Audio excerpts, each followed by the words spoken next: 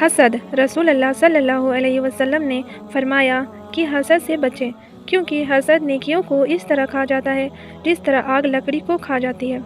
3 آدمیوں کی دعا قبول نہیں ہوتی ہے۔ پہلا جو حرام مال کھاتا ہے، دوسرا جو کثرت سے غیبت کرتا ہے، اور تیسرا جو کہ مسلمانوں سے حسد کرتا ہے۔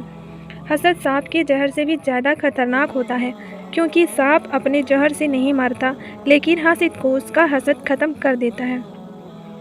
حسد اور گھمنڈ جب آدمی کے اندر داخل ہوتے ہیں تو وہ عقل کو باہر کر دیتے ہیں۔ مومن حاسد نہیں ہوتا، حاسد اللہ کی قدرت پر ناراض ہے۔ میں نے ایک بزرگ سے پوچھا، یہ حسد کیا ہے؟ انہوں نے کہا، اللہ کی تقسیم سے اختلاف رکھنا۔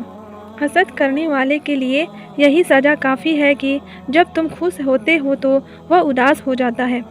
کسی سے حسد نہ کرو، بلکہ خود بھی محنت کر کے حاصل کرنے کی کوشش کرو۔ جو انسان حسد کرنے والا ہو، اس انسان کو اس کا نفس موت سے پہلے ہی مار دیتا ہے۔ زندگی کی اصل خوبصورتی یہ نہیں کہ آپ کتنے خوش ہیں، بلکہ زندگی کی اصل خوبصورتی تو یہ ہے کہ دوسرے آپ سے کتنا خوش ہیں۔ جس نے حسد پر قابو پا لیا، اس نے گویا اپنے اندر کے بیٹھے ایک شیطان پر قابو پا لیا۔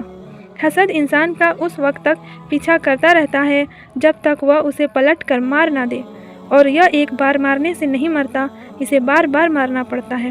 اس کا علاج محنت کرنے، شکر اور قناعت میں ہے۔ بہت ڈر لگتا ہے مجھے ان لوگوں سے جو باتوں میں مٹھاس اور دل میں زہر رکھتے ہیں۔ 3 چیزیں انسان کو تباہ اور برباد کر دیتی ہے: حرص، حسد اور غرور۔ اگر آپ میرے چینل پر پہلی بار آئے ہیں تو میرے چینل کو سبسکرائب کریں اور بیل آئیکن کو ضرور سے پریس کریں تاکہ آپ تک ہر نیو آنے والی ویڈیو کا نوٹیفیکیشن سب سے پہلے پہنچ سکے۔ تو اپنا بہت سارا خیال رکھیے۔ اللہ حافظ۔ السلام علیکم۔